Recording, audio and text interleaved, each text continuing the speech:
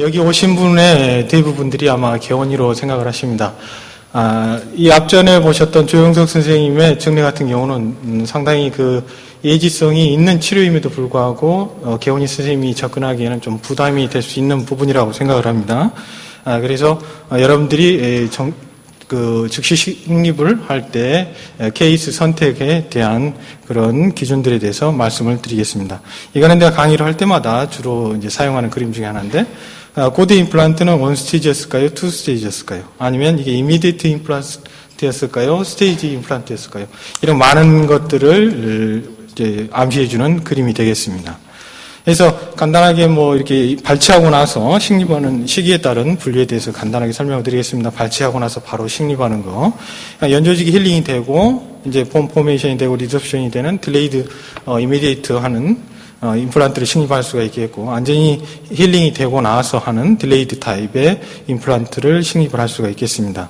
그래서 발치를 시행하고 나면 대체적으로 6개월 정도 되면 한 20, 30% 정도의 손, 로실이, 소실이 있게 되겠고요. 4년 정도 되면 40에서 60% 정도가 됩니다.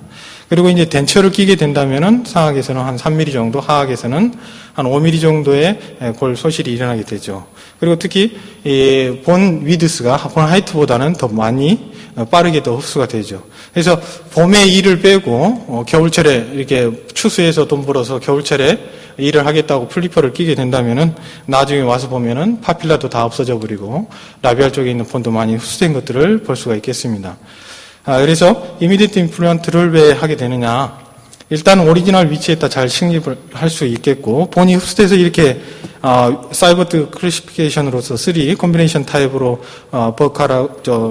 본 위드스와 화이트가 줄어든 상태에서 얇은 직경의 임플란트를 심게 될 수밖에 없는 케이스가 되겠죠. 그래서 이미디에이트 임플란트는 치료 시간도 줄이고 알베올라 본을 보존하고 심미적인 결과를 얻을 수가 있겠고, 만약에 이렇게 얇게 된 경우에는 GBR을 다시 시행하고 스테이지 서저리를 시행할 수도 있겠습니다. 그래서 이미디에이트 임플란트의 한 레이셔널에 대해서 잠깐 보면은 여러 가지 논문들이 이렇게 매드라인에서 보면 1000개 이상의 논문들이 나와 있습니다. 그래서 이런 이미디에이트 임플란트하고 딜레이드 임플란트를 서피칼 본 로스를 슈아르츠 아라드가 이제 잠깐 보고한 걸 보면은 이미디에이트 임플란트를 했었을 때 딜레이 타입보다는 서비칼 본 로스가 더 적다라는 것을 보고를 하고 있습니다. 그리고 성공률 자체를 보면은 어떤 사람들은 거의 100%대 같은 임플란트의 성공률을 보이고 있다고 이야기를 합니다. 그래서 즉시 식립을 하게 되면은 좋은 페리온탈 바이오 타입에서 프레시 본 소켓에서 레이저널 액셀러레이트 페노미넌이라든지 시스테믹 액셀러레이트 페노미넌이 유도가 됨으로 인해서 치유를 갖다 빨리 증진시키고, 또 임플란트가 이렇게 들어가 있음으로 인해서 이게 하나의 스캐폴딩 이펙트를 가져서 좋은 그런 연조직 프로파일을 유지할 수 있다라고 이야기를 하고 있습니다. 근데 모든 케이스에서 이렇게 이미디에이트 임플란트를 했었을 때 좋은 결과를 보일 수 있느냐? 그거는 의문이 될 수가 있겠죠. 그래서 이러한 케이스를 식립하는 크라이테리에 대해서 말씀을 드리겠습니다. 일단 제일 먼저 중요한 사항 중에 하나가 바이오 타입입니다. 그리고 인터프록시멀 본 하이트, 그 다음에 환자가 웃었을 때는 립 라인이라든지, 그 다음에 페이셜 본 시크니스하고 하이트, 그 다음에 본 볼륨, 그리고 예기치 못한 트라우마에 의해서 치아가 빠졌었을 때 어떤 방법으로 해야 되는지, 그리고 환자가 갖고 있는 파라펑셔널 헤비트, 그리고 시스테믹한 컨디션이라든지 환자의 정신적인 요소들을 쭉 평가를 해야 되겠습니다. 이렇게 이렇게 치아에서부터 바로 이렇게 연결되는 이런 형태는 신한 형태로서 나중에 이렇게 파필라가 상당히 높이 올라와 있는데 이거는 소실될 가능성이 좀 많고요. 이렇게 치아보다는 더 두껍게 된 형태에서는 본 로스가 상대적으로 좀 적게 난다라는 것을 이야기들을 하고 있습니다. 그래서 보시면은 신한 바이오 타입에서는 슈링케이지가 플래트한 타입보다는 더 많이 일어나게 되겠고, 플래트한 타입에서는 그것보다는 좀 더 적게, 본양이 충분하고 두껍게 있기 때문에 그런데 약간의 저항성이 있다라고 이야기들을 하고 있습니다. 그래서 임플란트를 식립했었을 때도 이런 과정들이 일어나게 되고, 추후에 이렇게 임플란트의 컬러들이 비쳐 보일 가능성이 있게 되겠죠. 신한 타입에서는. 또 그리고 메이나드가 분류한 타입 1, 2, 3, 4에서 보면은 이렇게 타입 1이나 타입 2 같은 경우는 그런 대로 안정한 형태를 취하고 3나 4 같은 데서는 안정하지 못한 그런 결과를 야기할 수가 있겠습니다. 그래서 이게 보면은 시크한 알베올라본의 알베올라 두꺼운 진지바 또는 두꺼운 알베올라본의 얇은 진지바를 보이고 있는데 이게 진지바 두께가 1mm 이하였을 경우에 진지바 리세션이 1mm 이상보다는 상당히 많은 양이 일어나는 것을 보고하고 있습니다. 그래서 진지바의 두께와 본의 두께가 상당히 중요한 크라이테리아가 될 수가 있겠습니다. 그리고 이제 썰라머들도 즉시 이식을 강의할 때 많이 이용하는 부분 중에 하나입니다. 이 콘택트 포인트 하방에서 이제 알베올라 본 크레스트, 프록시마리 본 크레스트 레벨이 얼마 정도 되느냐에 따라서 이거를 즉시 이식으로 갈 건지 아니면 즉시 이식을 하지 못하는지 그런 분류를 시행을 하고 있습니다. 그래서 CJ에서 이렇게 5mm 하방 정도에 위치한 케이스에서는 즉시 이식을 금기라고 이야기들을 하고 있습니다. 그 림 라인에 대해서 보면은 이렇게 하이 림 라인을 같은 경우 이거는 리스크 팩터가 더 많을 수 있을 수밖에 없겠죠.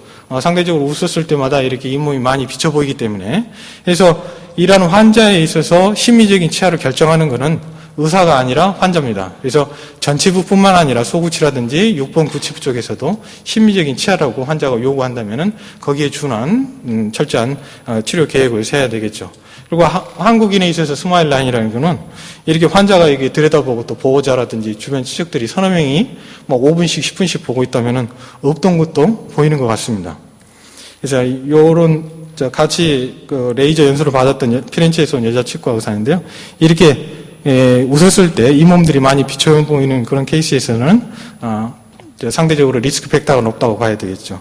그리고 알베올라 본 하이트가 이렇게 낮아진 경우에 있어서는 적응증이 되지 않고 거기에 따른 소켓 프리저베이션이라든지 아니면 뭐 바이오폴 테크닉, 타나우가 이야기하는 아이스크림 콘 테크닉 이런 방법들을 사용을 해서 소켓 프리저베이션을 해야 되겠고요. 철저하게 하기 위해서는 경우에 따라서는 마취를 시행을 해가지고 본 하이트를 평가를 해야 되겠습니다. 그리고 또 중요한 사항 중에 하나가 일단 뭐 오전 다른 세션에서도 이야기가 됐었겠지만 페이셜 본 시크니스가 얇다면은 나중에 생길 수 있는 본 로스 양이 많기 때문에 거기에 따라서 문제점이 비심미적인 문제가 생길 수가 있겠습니다. 그래서 최소한 1.8mm 정도 이상의 그런 페이셜 본 시크니스를 가졌었을 때 본 로스가 적다고 스프레이가 이야기를 하고 있습니다. 그래서 크리티컬 본 시크니스는 한 2mm 정도로 생각을 해야 되겠다. 알베올라 크레스트 본에서 한 1mm 정도 하방에서. 그리고 라자라가 이야기를 하고 있는 내용 중에 하나이기도 합니다만은 이미디에이트 플레이스에 있었을 때 중요한 척도 중에 하나가 본 볼륨이 되겠습니다. 그래서 만약 4mm나 5mm 정도의 임플란트를 식립하고자 했었을 때 페이셜 팔라탈 본 리디스 자체는 팔레지 한 9mm 정도가 되는 그런 정례들을 선택을 해야지만이 나중에 안정적인 결과를 보일 수가 있다고 하겠습니다. 특히 이렇게 익스터널 타입의 임플란트를 식립하게 되면은 본 주변에가 생기는 소셜리제이션으로 인해서 나중에 페이셜 본 쪽의 두께가 너무 얇게 된다면은 비심미적인 결과를 야기할 수가 있겠죠. 이 종례는 에피칼 서저리 후에 치아 자체의 모빌리티가 심해져서 발치를 시행을 하고 이미디에이트 플레이스먼트를 시행을 했었던 케이스입니다.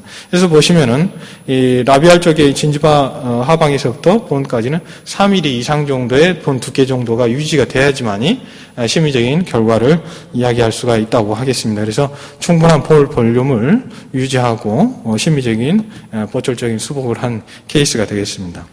그리고 이 무시할 수 없는 요인 중에 하나가 서지컬 트라우마입니다. 서지컬 트라우마를 일으키게 되면 블리딩이 되고 이런 잇몸을 평가하는 데 있어서 문제점들이 좀 있습니다. 그래서 이렇게 발치가 쉽게 돼버린 상태에서 나중에 원스테이지로 이렇게 접근을 했었을 때 벌써 이렇게 라비알 쪽에 본 로스가 생기는 경우가 있습니다. 그래서 트라우마를 받고 진지발 블리딩이 있고 약간의 진지발 라세레이션이 있는 경우라 하더라도 나중에 임플란트를 식립하고 생길 수 있는 페이셜 본 로스에 대해서 대책을 강구를 해야 되겠습니다. 그래서 이렇게 마이너한 GBR을 시행을 하고 콜라겐 멤브레인을 덮고 크리스 크로스 슈처를 이용한 슈처를 시행한 케이스가 되겠습니다.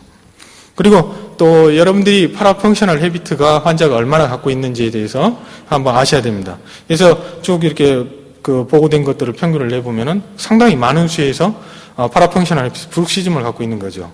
그래서 특히 스트레스를 받은 여러분도 환자를 보다 보면 환자가 이렇게 말도 안 되는 억지 소리를 주장하고 그러면은 그날 저녁에 혹시 브룩시즘이 있을 수도 있습니다. 그래서 스트레스를 받게 된다면은 이 밤중에 마스터 머슬이라든지 템포럴 머슬 액티비티가 더 증가하게 됩니다. 그래서 임플란트를 식립을 하고 나서 이미디에이트 템포라이제이션을 하고 나면은 당일날 이렇게 이 파라펑셔널 헤비트라든지 위험한 포스에 대한 프로텍션을 시행을 해줘야 될 거라고 생각을 합니다. 그럴 때 이 알피라니 2학년 소프트 타입의 나이트 가드라 이런 것보다는 하드 티슈가 이 마스터 머슬이라든지 템포럴리스 머슬의 EMG 액티비티를 더 낮춰준다고 보고한 바가 있습니다. 그리고 항상 무시할 수 없는 요인 중에 하나고 우리가 쉽게 생각하고 이런 부분들에서 놓치는 부분인데 환자가 갖고 있는 전신 질환에 대한 그런 부분들도 철저하게 평가를 해봐야 되겠죠. 문제가 생긴다면 환자는 의사를 용서하지 않을 수도 있기 때문입니다. 그래서 철저하게 메디컬 컨설테이션이 필요하다고 하겠습니다. 그리고 이제 무시할 수 없는 또 요인 중에 하나가 환자가 요구하는 실현성이 있는 임플란트를 심으면 잇몸이 더 올라올 수 있느냐, 뼈가 이렇게 더 자라나서 자연치보다 더 안 내려가고 유지할 수 있느냐. 그러면은 내가 임플란트를 하겠다. 그런 사람들에 있어서는 문제가 있기 때문에 여러분들이 신중한 결정을 해야 되겠죠.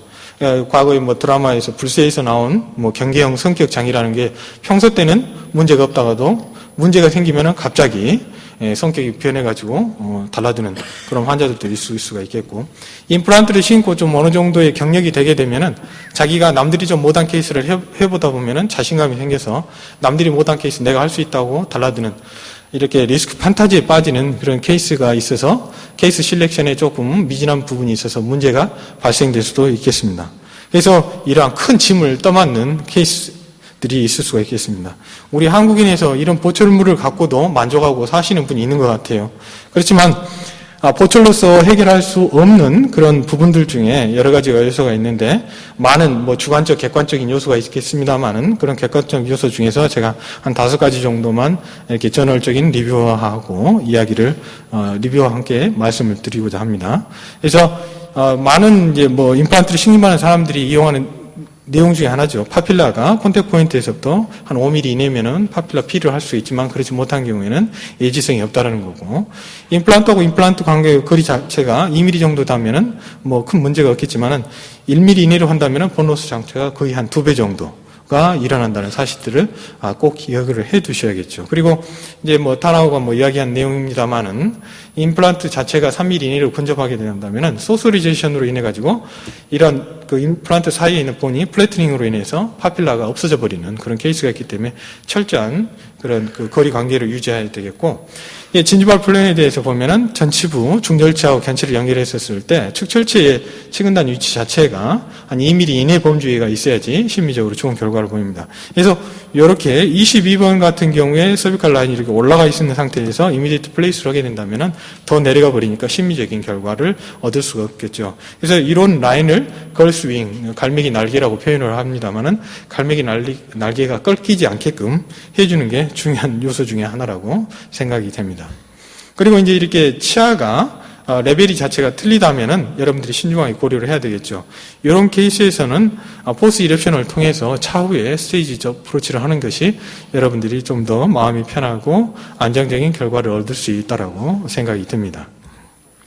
그리고 많은 사람들이 얼마만큼 임플란트 깊이를 설정을 해야 되는지에 대해서 많이 이야기들 하고 있죠. 그래서 저널상에서 보면은 에이피칼 크레스트에서 2, 3mm 내려라, 인접체 CJ에서 3mm를 내려라, 아니면 또 커버 스크루 탑에서 한 1mm 정도를 해라, 거의 비슷한 내용들입니다. 그래서 보시면은 임플란트를 식립한 임플란트 플랫폼 탑 레벨 자체가 이 CG에서 2, 3mm 하방 정도에 위치해야 되겠습니다. 그래서 대체적으로 이 미드 페이셜 포션이 거의 CG에서 3mm 정도 되는 위치에다 식립을 해줘야 되겠습니다. 그것이 그린존, 밸런스드 존이라고 표현을 하고, 너무 깊이 심은 경우라든지 너무 얕게 심은 존을 레드존 또는 언밸런스드 존으로 해서 나중에 심리적인 문제들이 많이 발생될 수 있다라고 이야기들을 하고 있습니다.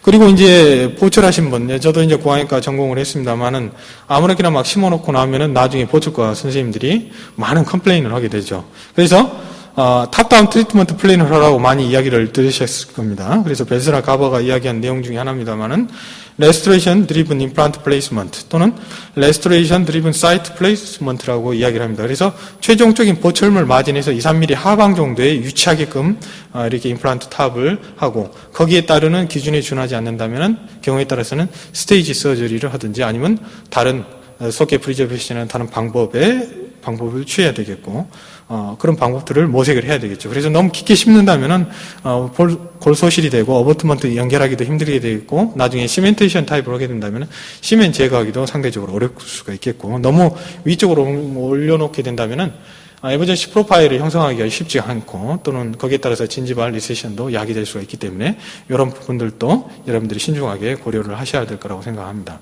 그래서 보시면은 최종 보철물의 마진에서 한 3mm 정도 하방 그리고 3mm짜리 힐링 어버트먼트를 연결했을 때 탑 레벨 수준 정도로 임플란트를 유치를 시킨 케이스가 되겠습니다. 그리고 임플란트가 포크링구알로 어떤 위치에 있어야 되느냐 특히 치경부선 그 다음 CEJ 라인이라든지 이런 정도에서 인터서비칼 라인에서 이 임플란트의 아우터 칼라 서페이스가 2mm 정도는 위치가 돼야지만이 나중에 에머전스 프로파일이 양호하게 형성할 수가 있겠습니다. 그래서 그런 부분들을 여러분들이 신중하게 고려를 해야 되겠고 아까 아침에 연자에서도 보셨겠지만 서지컬 프로토콜을 잘 응용을 해야 됩니다. 그래서 이 안테리어 플레이스먼트를 했었을 때 이미디에이트 임플란트 플레이스먼트를 할 때 서지컬 프로토콜에 대해서 말씀드리겠습니다. 처음 일단은 과거의 이제 트렌드라고 한다면은 오리지널 사이트에 큰 임플란트를 식립을 하고 라비알 쪽에다가 GBR이라든지 소프트티슈 오그멘테이션을 했습니다만은 요즘 추세 자체는 약간은 팔라탈 쪽으로 유치하면서 갭 필링을 시행을 해주고 필요하다면 연조직의 소프트티슈 오그멘테이션을 같이 병행을 해주는 방법을 선호를 합니다. 그래서 임플란트 위치 자체를 이니셜 스타팅 포인트를 잡을 때는 라운드 바라든지 아니면 란스 드릴을 이용을 해가지고 팔라탈 쪽으로 위치를 시키고 나서 2mm 트위스트 드릴을 해야죠. 만약 그렇지 않고 밀림으로 인해서 라비알 쪽에 본을 손상시킬 가능성이 있다라는 거죠.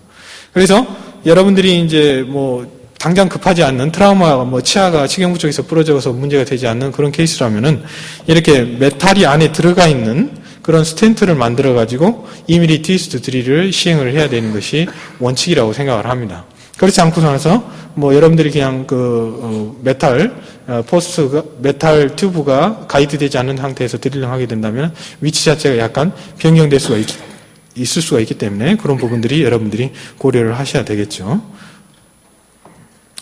그리고 이제 자기가 드릴을 했었을 때 드릴이 잘 위치되고 있는지 아까 아침에 말씀드린 그런 위치 자체, 인터서피칼 라인에서 2mm, 그리고 자기가 발치했었을 때 치경부의 임플란트의 직경을 선택한 임플란트의 직경에서 중심부에서 거리 관계를 계산해서 4.5mm, 아니면 5mm, 거기에서 팔라타 쪽으로 한 5도 정도의 각도를 유지를 해오면서 드릴이 되고 있는지를 확인을 해봐야 되겠죠. 그래서 그런 부분들에 대해서 여러분들이 드릴링 하면서 신중하게 접근을 하셔야 될 거라고 생각이 됩니다.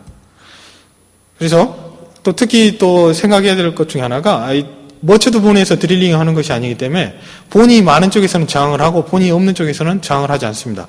그래서 팔라탈 쪽에 두꺼운 본이 있기 때문에 드릴링을 하면서 팔라탈 본의 두께를 조금은 이렇게 쳐줘야지만이 드릴링 패스가 균일하게 유지가 된다는 거죠. 그래서 여러분들이 그런 부분에 대해서 고려를 하셔야 되겠고 마지막 파이널 드릴링을 하고 나서 임플란트를 위치를 시켰었을 때 파이널 드릴하고 임플란트 픽스처의 그 직경의 차이가 있기 때문에 그 직경 차이만큼 라비알 쪽으로 임플란트가 위치가 돼버립니다. 라비알 앵귤레이션이 되는 거죠. 그럼으로 인해서 라비알 페이셜 본의 알베올라 크레스트를 자극할 수가 있고 누를 수가 있습니다. 근데 임플란트를 식립할 당시에는 그거를 느끼지 못하는 경우가 많아서 나중에 문제점이 발생될 수가 있기 때문에 아까 전에 말씀드린 것처럼 팔라탈 쪽으로 유치시키면서 팔라탈 쪽으로 5도에서 약간의 그런 범주 내에서 임플란트를 드릴링하고 위치를 시켜야 되겠습니다.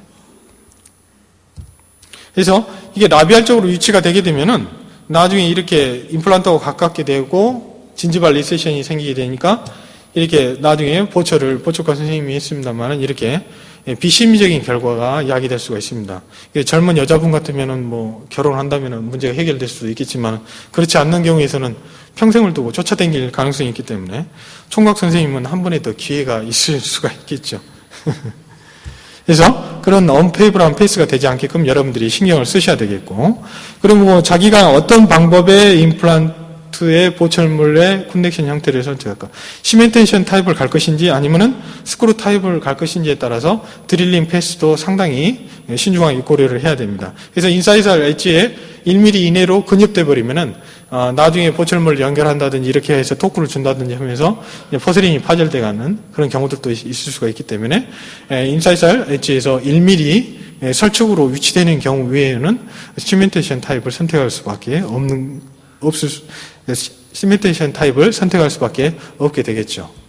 그리고 여러분들이 파이널 드릴링을 해서 이런 인사이셀 엣지의 스타퍼가 거의 근접되지 않게끔 해야지만이 시멘테이션 타입의 그런 스크루 타입의 이 보철물을 연결할 수가 있겠습니다. 그리고 또 많은 논란의 여지들이 있는 부분 중에 하나가 임플란트를 식립하게 되면 소켓하고 임플란트 직경의 차이에 의해서 갭이 생기게 됩니다. 그러면 어떤 사람들은 뭐 3.5mm, 8.5mm가 됐는데도 불구하고 안 차더라. 어떤 사람은 1mm가 됐는데 차더라. 뭐 이런 많은 이야기를 하고 있습니다만은 대체적으로 보시면은 임플란트 갭이 생기고 나면은 나중에 우리 한국 사람들에서는 문제가 생긴다면은 그건 대체적으로 의사가 책임을 지는 부분이기 때문에 갭이 있다면은 가능한 한 메워주고 그런 버칼본에 대한 그런 그 프리저베이션을 할 수 있는 여건을 마련해 주는 것이 차후에 문제점이 적다라고 생각을 합니다. 그래서 갭이 많을수록 라비알 본의 흡수가 더 많은 것을 여러분들이 관찰하실 수가 있기 때문에 와이드한 갭이라면은 갭 필링을 시행을 해줘야 되겠죠. 그래서 이 케이스는 플랩을 열어서 이제 했었던 케이스입니다. 그래서 발치를 식립하고 대체적으로 이렇게 그 팔라탈 쪽에 이니셜 스타팅 포인트를 잡고 본 볼륨도 뭐 보셔야 됩니다. 그래서 여기는 한 2.5mm 정도 되는 그런 본이 되겠습니다. 그리고 CJ에서 3mm 정도 하방. 그리고 최종 보철물에서도 3mm 정도 하방 정도 되는 그런 임플란트 탑 플레이스먼트를 시키고 또 이렇게 그 스페이드 쉐입의 드릴을 사용하게 되면은 드릴링 속도를 약간 줄이면서 하면은 또 특히 바이콘 테크닉에서도 뭐 이야기를 합니다만은 뭐 속도를 줄이면서 하면은 본 칩을 얻을 수 있으니까 거기서 알루제닉 본이라든지 아니면 여러분들이 사용하시는 본 머티리얼을 같이 믹스해서 오그멘테이션을 하고 연조직 두께를 충분하게 만들어줘야 되겠습니다. 진지바 팔로트 본이란 말은 여러분들이 항상 기억해야 될 말 중에 하나라고 생각이 됩니다. 그래서 본이 유지가 되지 않는다면은 진지바는 상대적으로 내려갈 수밖에 없게 되는 거죠. 그래서 심리적인 결과를 이야기했던 케이스가 되겠고요. 이런 케이스들은 발치가 돼버려가지고 온 케이스인데 임플란트 거리 관계가 3 내지 4mm 정도 충분하게 유지될 수 있겠고 3개가 동시에 들어갔기 때문에 바로 픽업 타입의 임프레션을 떠서 한 달 정도 있다가 바로 이렇게 연결한 케이스가 되겠습니다. 그래서 템포라리 크라운 했는데 시간이 좀 지나서 최종 부철물 할 때는 약간의 진지바가 내려간 것들을 관찰할 수가 있고 최종적인 결과를 보여주고 있습니다. 그리고 또 경우에 따라서는 임플란트 직경 갭이 너무 커서 직경을 좀 굵은 임플란트를 사용했을 때 거리 관계가 만족치 못하다 3mm 이내로 근접될 가능성이 있다면은 여러분들이 많이 아시는 논문 중에 하나죠. 아틀란타 그룹들이 이야기한 내용 중에 하나입니다만은 임플란트하고 임플란트 사이에 거리가 너무 가까우면 나중에 파필라가 상실이 될 수가 있기 때문에 그 사이에 파닉 처리를 하고 임플란트를 식립한 것도 여러분들이 파필라의 예지성 면에서 중요한 요소 중에 하나라고 생각이 됩니다. 그래서 임플란트를 식립하게 되면은 바로 이렇게 템포러리제이션을 해줄 것인가 아니면은 기다렸다 갈 것인가에 대한 부분들이 있을 수가 있겠습니다. 그래서 이미디에이트 템포라이제이션에 대한 기준에 대해서 잠깐 설명을 해드리겠습니다. 그러면 이미디에이트 템포라이제이션을 하려면은 일단은 앞서 말한드린 케이스 실렉션을 잘 하셔야 되겠죠. 그리고 좋은 플랫한 시간 타입에서 결정을 하셔야 되겠고 아트로마틱한 익스트랙션을 시행을 해야 되겠고 거기에 따르는 아까 전에 말씀드린 적절한 서지컬 프로토콜 팔라탈로 임플란트를 위치시키면서 부수적으로 갭 필링을 시행을 해줘야 되겠고 또 이 이미디에이트 플레이스먼트를 하고 나서 이미디에이트 템포라이제이션은 가장 중요한 요소 중에 하나가 프라이머리 스테빌리티입니다. 프라이머리 스테빌리티가 없는 임플란트에다 이미디에이트 템포라이제이션을 한다면 이거는 나중에 실패할 수 있는 많은 소인들이 있다라는 거죠. 그래서 이렇게 그 이미디에이트 임플란트를 식립하고 나서 이미디에이트 템포라이제이션을 할 때 그 기준 넌 인베시브한 방법들이 있습니다. 뭐 엑스레이는 하지만은 그거는 여러분들이 루틴하게 찍어보는 방법이고 또 같은 경우는 그래도 이 센시티비티가 좀 떨어지고 또 sul자의 방법에 따라서도 차이가 날 수가 있겠습니다. 그래서 가장 많이 이용하는 방법 중에 하나가 인서션 토크하고 RFA입니다. 그래서 인서션 토크는 한 번밖에 측정할 수가 없고 RFA 같은 경우는 반복해서 측정할 수가 있고 그런 데이터들을 기록을 해놓으면서 추후에 나중에 문제점이 있었더라도 이런 자료에 근거해서 내가 이미디에이트 템퍼레이처를 했다라는 근거를 제시할 수가 있다라는 거죠. 그래서 제가 사용하는 방법 중에 방법입니다. 오스텔 멘토를 사용하는 거하고 임플란트 모터에 나오는 토크하고 또 핸드 토크 렌치를 이용한 토크를 이렇게 겸해서 세 가지 방법을 기준으로 해서 이미디에이트 템포라리제이션을 시행을 합니다. 근데 이제 과거에 오스텔보다는 오스텔 멘토가 수치가 조금 높게 나온다라고 이야기하는 사람들도 많이 있습니다. 그래서 임플란트를 식림하게 되면 힐링 페이스 동안에는 이 ISQ, 임플란트 스테빌리티 코션트가 이제 떨어집니다. 그래서 4내지 6주에는 다시 증가하게 돼서 한 3, 4개월 때는 정상적인 수치 내지는 그 이상으로 올라가기 때문에 이런 방법을 통해서 내가 파이널 보철물의 로딩 시기를 결정할 수가 있겠습니다. 그래서 오세오 인티그레이션이 뭐 이렇게 문제가 생기는 터닝 포인트 자체가 한 55 정도, 60 이하로 보는 거죠. 그래서 이미디에이트 템포라리제이션이 되는 그 기준에 대해서 말씀을 드리면은 프라이머리 스테빌리티는 40뉴턴 정도는 돼야 되겠다. 그리고 RF 어널리시스를 했었을 때 65 이상 정도가 돼야 되겠다. 그리고 이미디에이트 템포라리제이션 전치부에서 싱글 스탠딩을 했었을 때는 오클루달 로딩이 되지 않게끔 하고 측방압에 또는 다른 이게 그 프로투전 무브먼트에서도 걸리지 않게끔 해야 되겠고 이미디에이트 템포라리제이션을 했었을 때 아까 지금 말한 파라펑셔널 헤비트에 대해서 프로텍션을 해줘야 됩니다. 그리고 만약 스크루 리테이닝 타입으로 했었을 경우에는 템포라리 실린더 내부에 항생제 연고를 주입을 하고 실링을 해줘야 되겠죠. 그리고 폰트 자체는 죄송합니다. 라비알 에머전시 프로파일은 약간 언더 콘트를 만들어주고 나중에 연조직이 안정이 된 상태에서 연조직의 포메이션을 유도를 해가야 된다라고 말씀을 드리고 싶습니다. 그래서 케이스를 잠깐 동영상을 보시면서 설명을 드려서 발치를 하고 이제 큐레이스를 하고 팔라탈 쪽에 시팅을 잡습니다. 일단 방향 자체는 팔라탈의 시팅을 잘 잡게 하고 2mm 트위스트 드릴을 하고 팔라탈 쪽에 본을 까줘야 됩니다.